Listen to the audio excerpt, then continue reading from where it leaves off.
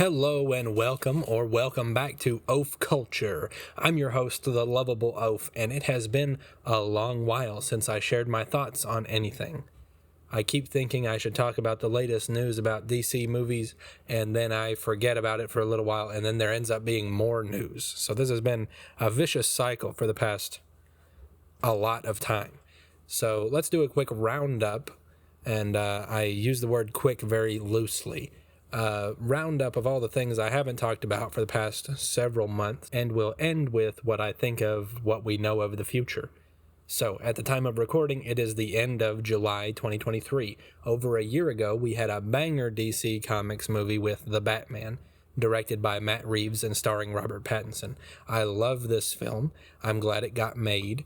I'm sad that we never got to see the fabled Ben Affleck solo Batman movie, but I wouldn't trade this movie that we got for anything. I think it is the single best live-action Batman movie and the best DC movie we've had for several years, and for all the time since. Since The Batman, again, at the time of recording, we have had 3 more DC live-action movies, and these have all been set in the DCEU that started with Man of Steel. The Batman was not. It's in its own separate world, and it's staying that way. That's important information for later.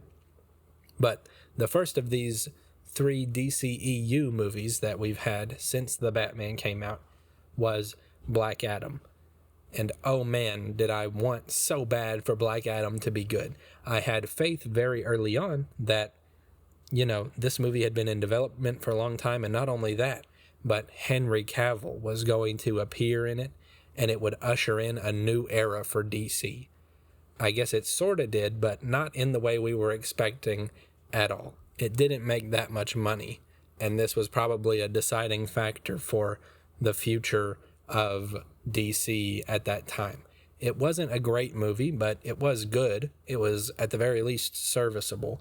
I and everyone I heard from about it had fun watching it, and we did get to see Henry.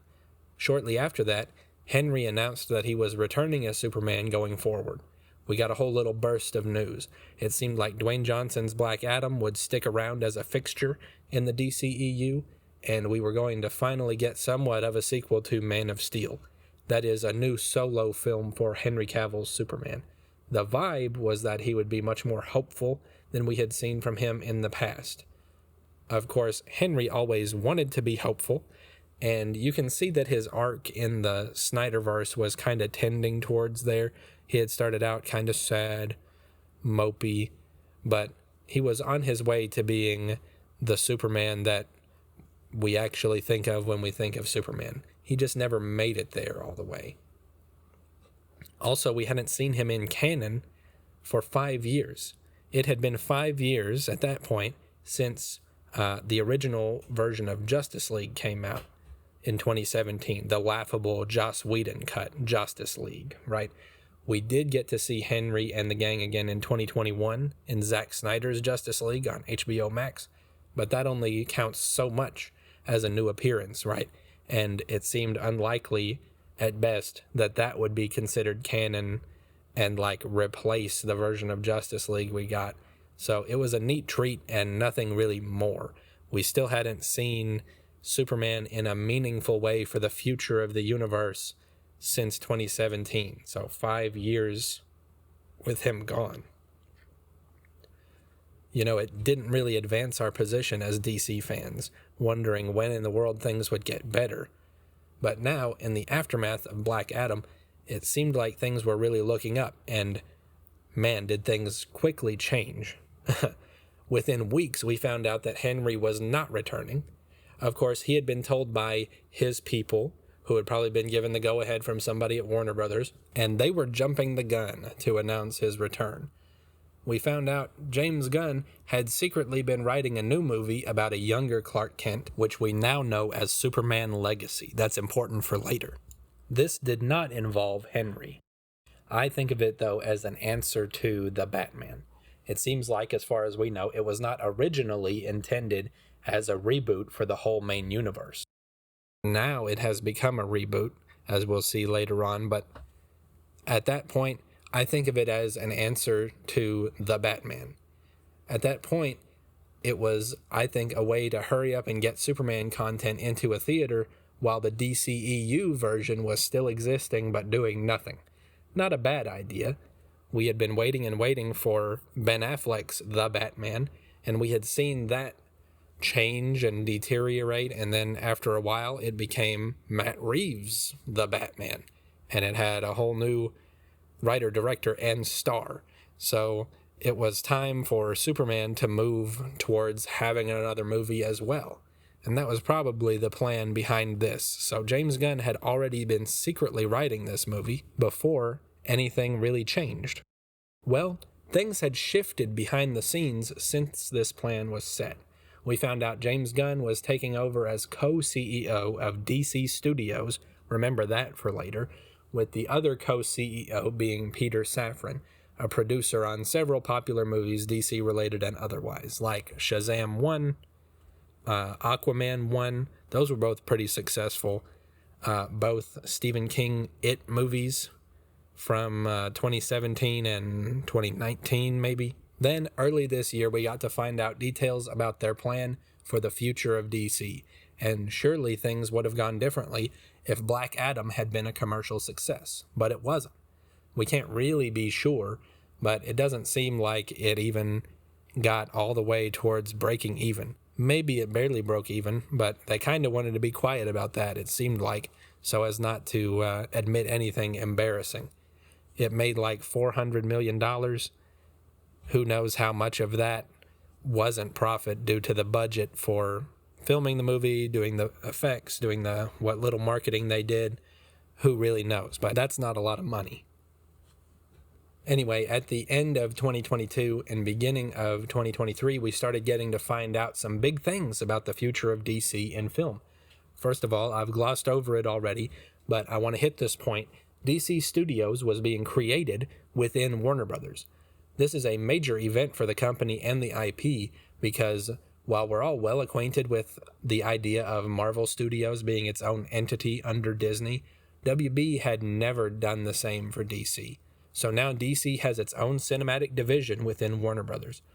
That is really cool and shows that they are trying to take it way more seriously than they were before.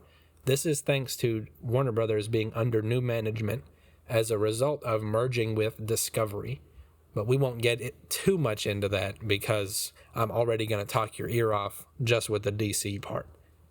So James Gunn takes over as the new creative mind behind DC in film and TV.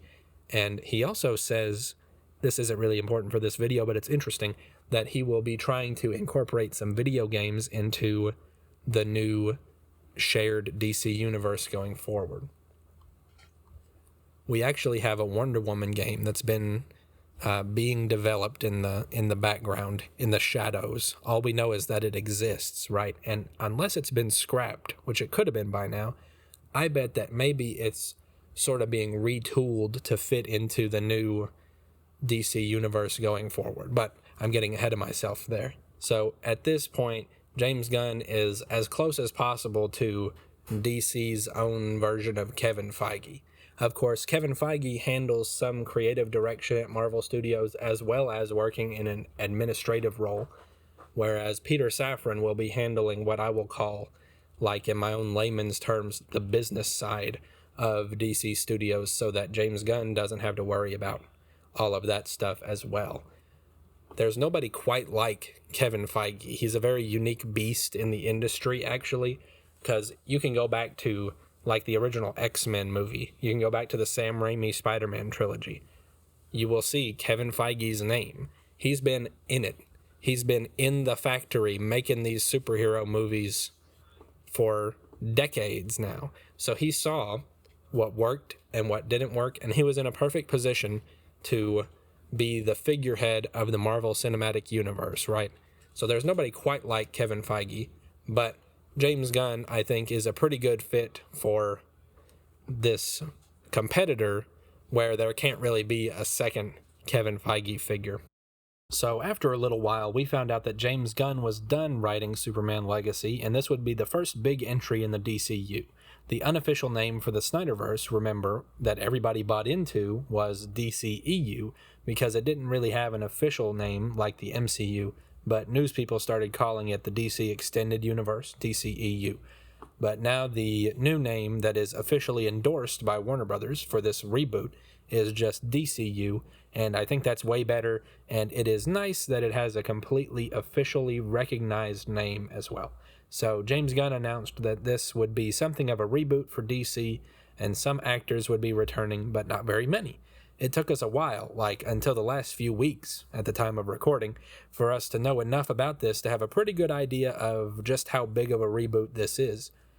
It seems to me that Viola Davis is returning as Amanda Waller, and that's great because she would have been my pick to be Amanda originally.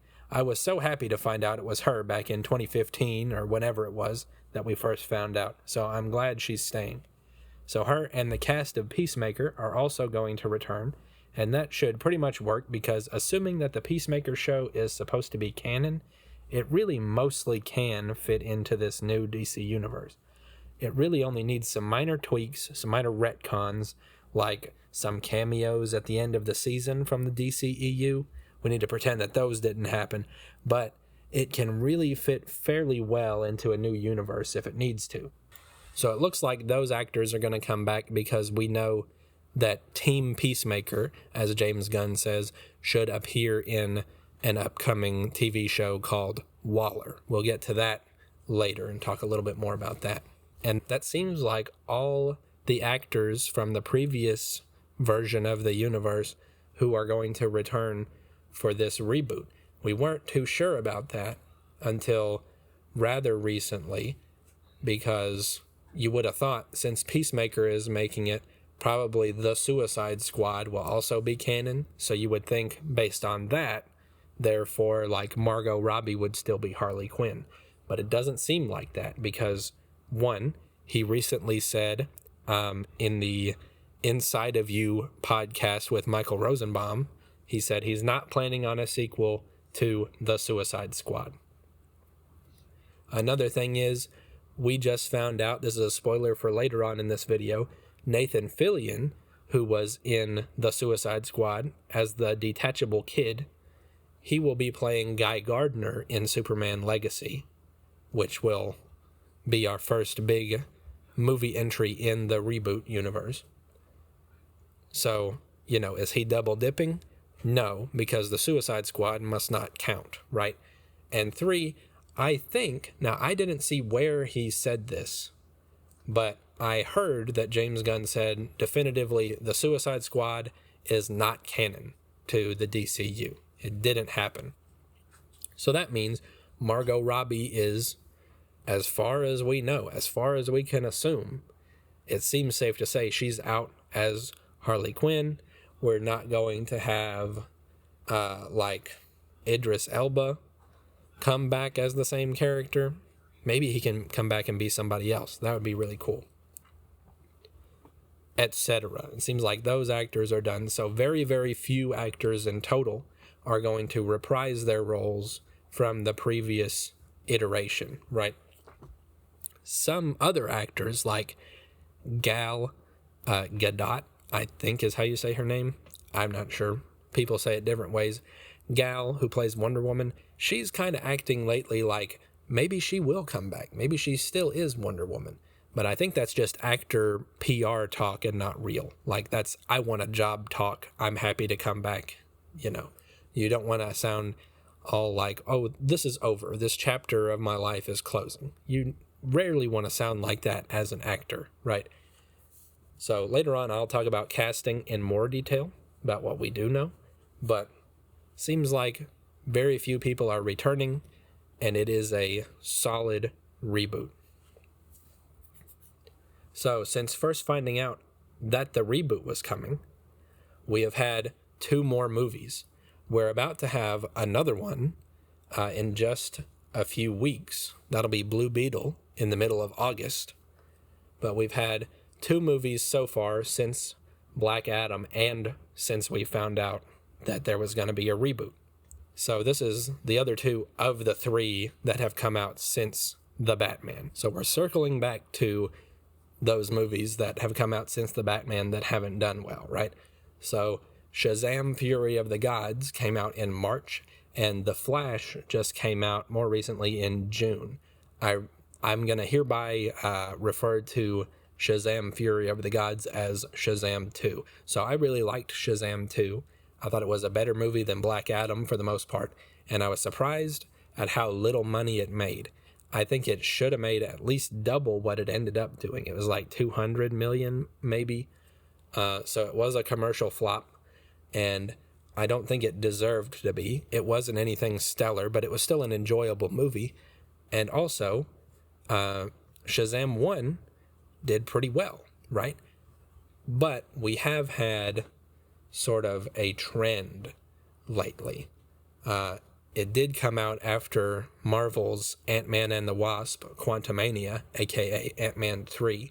And I do wonder if Marvel's stuff, since I think we're all in agreement that it's been less good for the past couple years with a few exceptions, that combined with DC's already poor reputation, I think those are sort of the reasons why Shazam 2 and The Flash also didn't make much money at the box office. I think there's a lot to be said, like maybe people think that they're having superhero fatigue to the degree that they don't even want to see superhero movies anymore. I think it's more like, and other people have said, and James Gunn has said, it's like mediocrity fatigue. You know, people for sure, I think, don't want to go out and spend money on a movie that may not be good. We were at one point in a position where at least Marvel's movies were consistently good, fun, probably a banger, you know, even if it was a relatively or completely unknown character, you were probably going to like the movie. We're not in that position anymore. So I think a lot of people are content to just wait for movies to come out on streaming, right? It's just a couple months every time between when a Disney movie comes out on Disney Plus after being in the theater and when a Warner Brothers movie, such as a DC or other title, comes out on HBO, or otherwise known now as Max.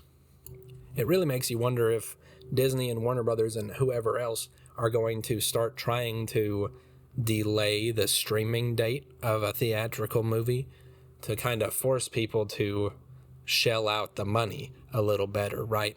You got to imagine they're losing a lot of money from people who are just content to wait and not see it in the theater.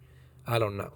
That'll be interesting to see, but I won't talk about that anymore because I'm just a man. I don't know how these things actually work. Anyway, Shazam 2 should have made more money, I think, because Shazam 1 did pretty well. But a few months before, we had Black Adam, and it wasn't a banger, as already stated. Not only that, but obviously Shazam isn't an A-list hero in the eyes of the general public, so it makes sense that it wouldn't make anywhere near $1 billion, but I was still surprised that it didn't do very well at all. Then, of course, we had a lot of trouble surrounding The Flash, right? For a DC movie in particular, there's also just the trend of not only the whatever perceived superhero fatigue there might be in general, but Warner Brothers has shown us over the last several years that they just haven't really cared that much about how good DC is, how much effort they put in.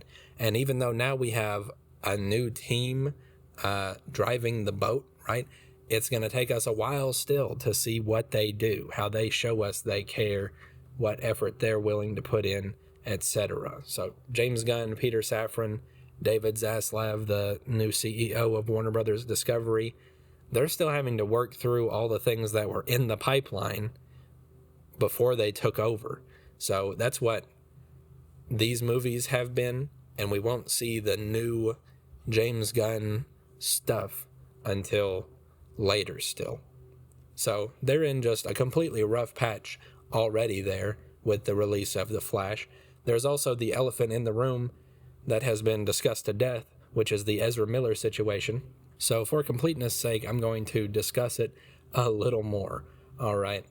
I personally just don't believe that most people know who Ezra is enough to be aware that they should think about boycotting The Flash in order to make sure to stick it to Ezra for being a criminal. But that is a factor for some people. I just don't think it's the masses, you know. People smarter than me have also mentioned that Warner Brothers has been weird about advertising their movies lately and not doing it much for Black Adam and Flash in particular. Of course, Ezra wasn't doing the usual interviews for being the star of the film because of the legal stuff and controversy going on about Ezra's behavior in the past couple years. Also, obligatory statement here, not really obligatory, but I just want to say it. Ezra was not hired for this movie after committing any crimes or indecencies, right? Ezra was actually cast by Zack Snyder several years ago and first appeared in Batman vs. Superman as a setup to continue. So Zack Snyder essentially cast Ezra for the ensemble piece Justice League and for some other director to use solo for a standalone Flash movie that ended up taking way too long to get made, but that's neither here nor there. Ezra was cast back then, and then the first time I remember there being a bit of weird behavior, questionable behavior from Ezra was before COVID happened, where there was a video of Ezra seeming to awkwardly choke a woman, right? And I saw that video and it didn't make sense to me and nothing seemed to come of it, so I guess nobody else thought it was enough of something to really act on legally or socially. I didn't know what to think about it, and I thought maybe Ezra is just a socially awkward person and it was kind of a jokey thing that went a little too far and the video was out of context. That was the general vibe I got, so nothing really came of it, and all was quiet on the Ezra front for a while. And so I forgot about it, and then I didn't hear about it again until Ezra became relevant in the news again. Now, by now, COVID had struck, and then post-COVID, we started hearing about the Ezra Miller crime spree, where it seemed like every week there was a new worse thing Ezra had done, and it was then just bizarre. It was something bizarre and strange and the weirdest sentence you've ever read, every week it seemed like for a little while. But we have to remember by this point, and I say this because people are and have been sort of mad at Warner Brothers about this on social media. By this point, the Flash movie had already been shot. So it did have reshoots for people other than Ezra, but as far as I know and understand, Ezra's portion of work was finished and kept in the can by the time the craziness started happening. COVID messed things up. This movie got delayed into oblivion even after it was in production, right? So Ezra's stuff was already done. You might say that they shouldn't have released it, and that's a fine opinion to have. I don't agree. It's a question of whether you think Ezra and Ezra's wrongdoings are enough to justify hiding the work of everybody else who worked on the film, right? But it's a fine opinion to have that they just shouldn't have released it. I just want to say on the record that it is ridiculous to also say that they were protecting a criminal or something. And some people say that on social media. Some people really thought that Ezra did all this stuff. Then it was like they thought they hired Ezra for this Flash movie, and then in between, the Flash got created and released, and they were like, I can't believe they made a movie with this person.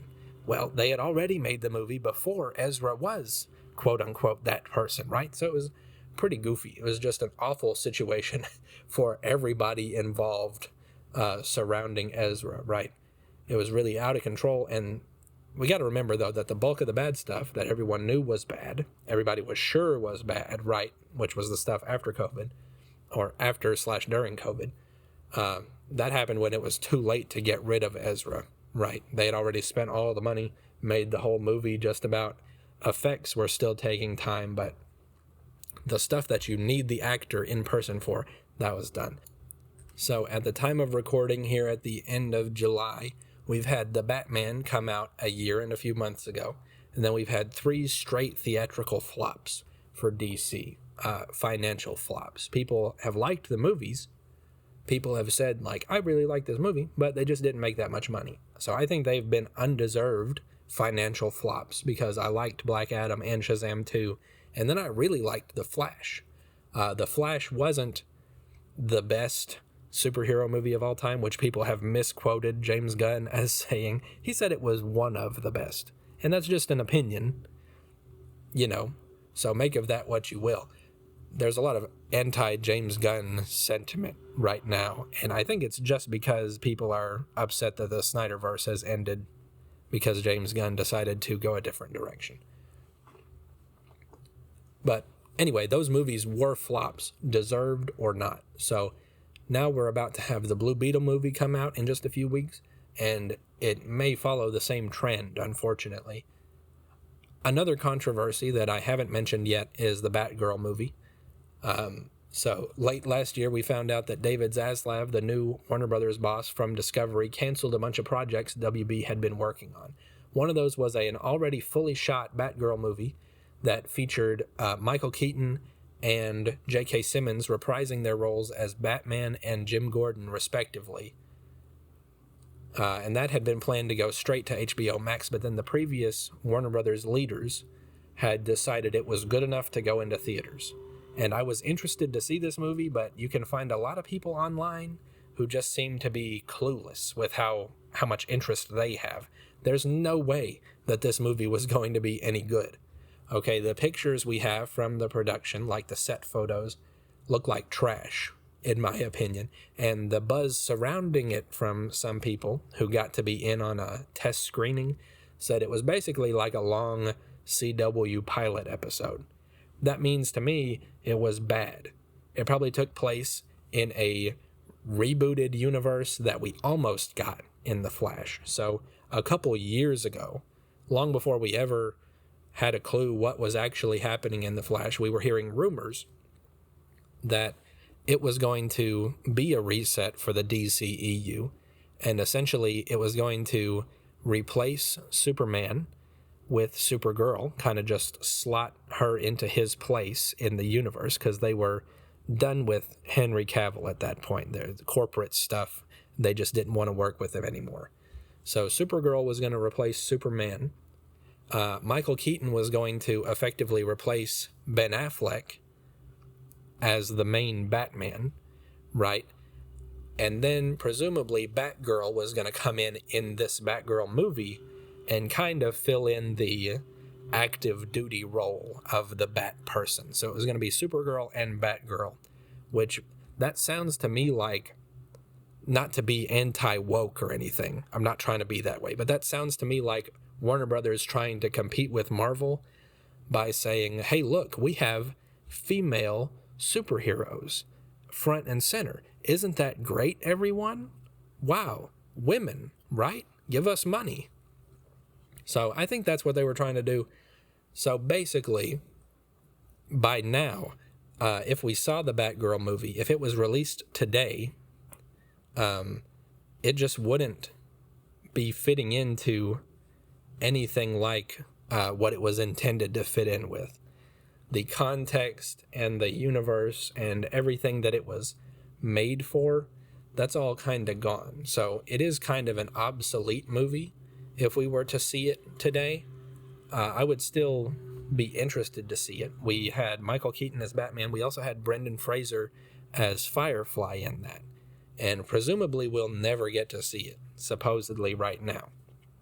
Warner Brothers got a tax write-off from the government for canceling that movie. But the caveat is they cannot ever release it in a way that they profit off of it, I think. I think maybe they could put it out for free. I feel like I got that vibe when I was reading about it. Maybe they can't even do that, but they certainly can't make any money off of it if we were to be able to see it somehow.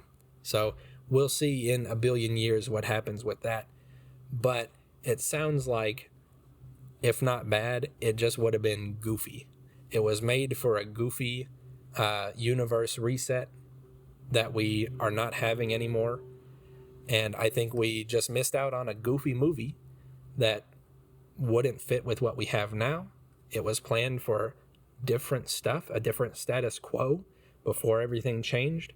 And I also fully believe David Zaslav when he says the movie wasn't releasable, and it would have been embarrassing for the actors and directors who worked on it And that can really hurt your career if you release a just stinker of a movie and you're like the director or you're the star or whatever. That can hurt your career. So he says, and this is PR stuff, of course, but I kind of believe it. He says it was too bad to release for the sake of the people who worked on it and for the sake of the DC brand.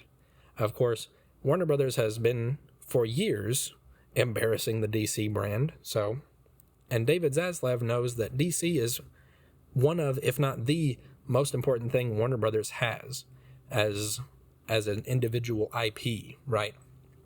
So he is acting like he's done with allowing DC to be this kind of second-class, subpar competitor to Marvel that's never as good. And that sounds great to me.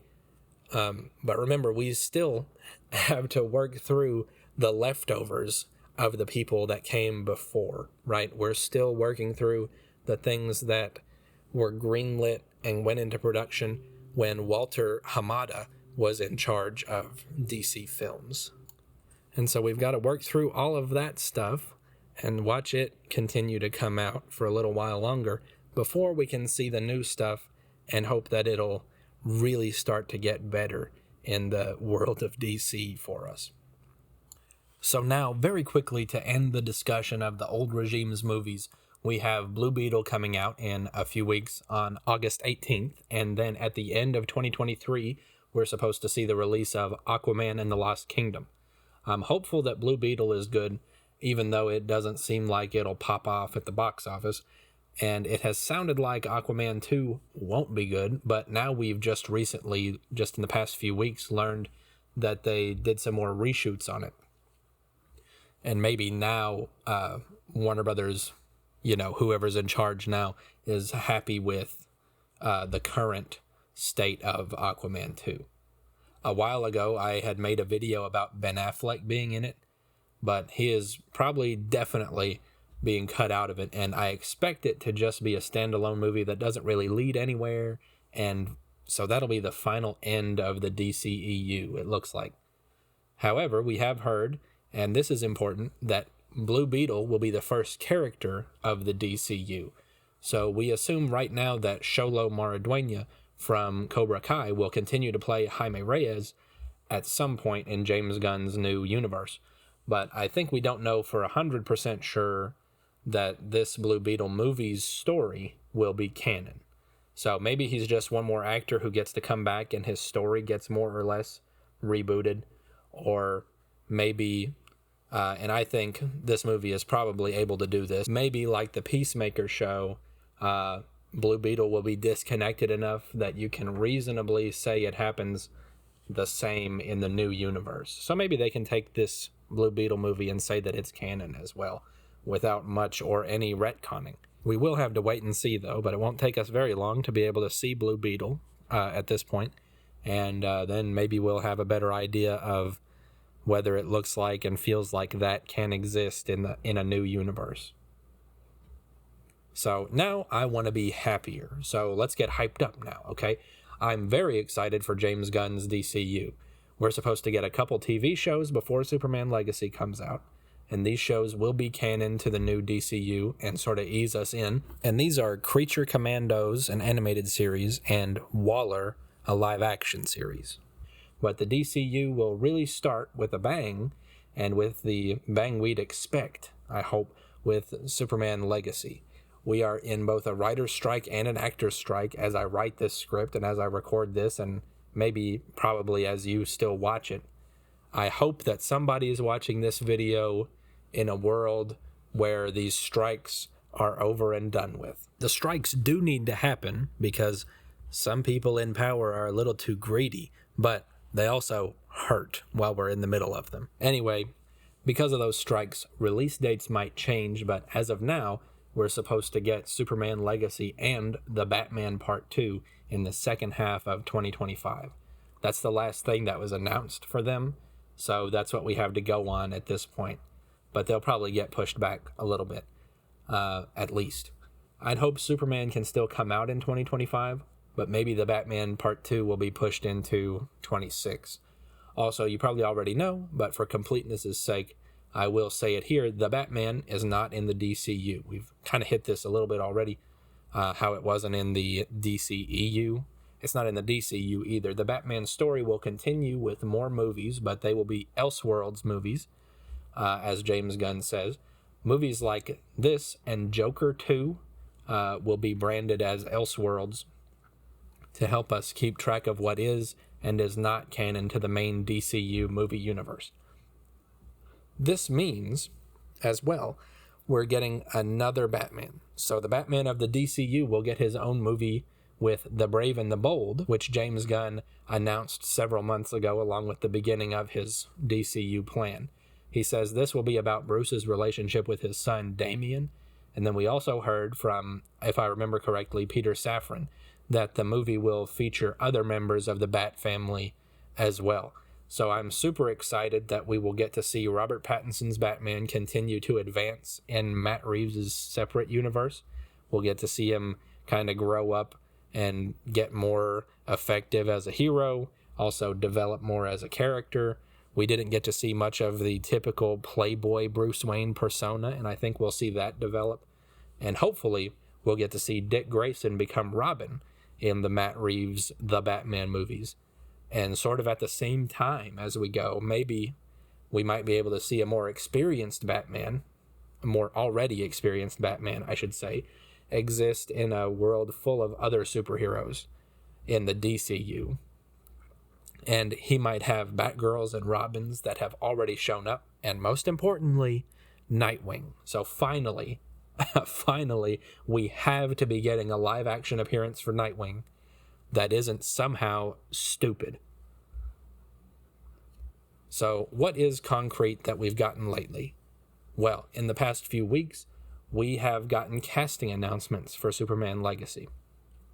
We have David Corenswet as our new Clark Kent, Rachel Brosnahan as Lois Lane, Nathan Fillion playing Guy Gardner, which is the goofy, annoying turd of a Green Lantern, the redhead. We expect Hal and John to show up together in a TV show. So that'll probably be their first appearance in this new universe. But the first Green Lantern we see is probably going to be Nathan Fillion as Guy Gardner. Also, we have Eddie Gathegi as Mr. Terrific. I personally only know him from X-Men First Class, and he wasn't in that a ton, but he was in it enough to be memorable, I think, and he played Darwin in that. I liked that role for him. I liked him in that role, and I think he's a great choice for someone who will stick around in this universe. Also, it's going to be awesome to have Mr. Terrific. It's going to be awesome to have a historical black superhero, right? Somebody who has not been given much spotlight. Of course, we had a Mr. Terrific on Arrow, but I mean, that was, by that point, by the time we had Mr. Terrific on Arrow, the Arrowverse had largely, in my opinion, sort of run its course for quality. So I'm excited to see a truer version of Mr. Terrific, and in a more serious context, and just somebody we can really take seriously. So I'm excited to see this guy, Eddie Gathegi, play Mr. Terrific. We've also got Isabella Merced as Hawk Girl. I don't know that I know her from anything I've seen, but she was actually, fun fact, the live-action Dora the Explorer. Most recently, we also were told that Anthony Carrigan will be Metamorpho. This is a really interesting pick. Metamorpho is actually a great character. He has a pretty good little arc in the animated Justice League series, and he also appears a few times in the Batman the Brave and the Bold show. Anthony Carrigan has been a longtime regular in Gotham as Victor Zsasz. Okay, so the Gotham TV show, he was Victor Zsasz with guns instead of knives. He also showed up just a little bit as somebody else in The Flash. That might have just been for like one episode. And then, most notably recently, this is not a superhero thing, but he's well known as NoHo Hank in HBO's show Barry. I think that's all we know about castings for now. There was actually a fake thing I saw on Twitter recently that said John Mulaney is Plastic Man. And while that's hilarious, and I'd love to see it, it was a joke. So, some people seem to believe it anyway. I'd like to believe it as well, but that's not real. Also, we've had rumored that Brendan Fraser might be Jonathan Kent. I would love that. I would love for Jonathan Kent in a movie to be alive. Please. Please, have him stay alive, okay? He doesn't need to just be some character development of a death for Clark. He can be alive and persist. And that'll set Clark apart from a lot of other superheroes. You know, he's got his dad around that he can go talk to. When else do you see that? Exactly. So, also, we don't have any confirmation, but I'm expecting to see Michael Rooker in Superman Legacy. I think he's a shoo-in for Perry White, but I also think that Perry will probably be played by someone who is not a white guy. So that's the only reason I can think of. That's the only reason I kind of doubt that Michael Rooker will be Perry White. Of course, Rooker was Savant in The Suicide Squad, but since that's not canon, he can come back as somebody else, like Nathan Fillion will. All right, so that's me catching up on the past several months of DC movie news generally that I've just been too lazy to make a video about. Feel free to comment and let me know what you think. I'm so excited for DC to get the love and effort it deserves that it hasn't gotten for so many years. We are now past 10 years since Man of Steel. And what do we have to show for it? Not a whole lot, I think. I think we have just a few movies from the past 10 years to hold up as DC fans and say, this is what I'm talking about. I'm proud of this. I'm glad this got made. Yeah, I mean, how many movies are there that make you happy to be a DC fan? How many movies are there that are as competitive as they should be with some good Marvel movies out there? I think a lot of people would say not very many. So I'm excited for that to change soon. Not soon enough, but pretty soon. Also, have you been watching My Adventures with Superman on Max? I love it. Okay? I might have to make a video on that soon. Let me know if you would like that video, if you've been watching the show yourself, and what you think about it. Well, that's it for now. Thank you for being here. Thank you for taking the time to click on this video. If you're still here, wow, I can't believe you don't have anything better to do. Thank you for being here, my friend. Have a great rest of your day.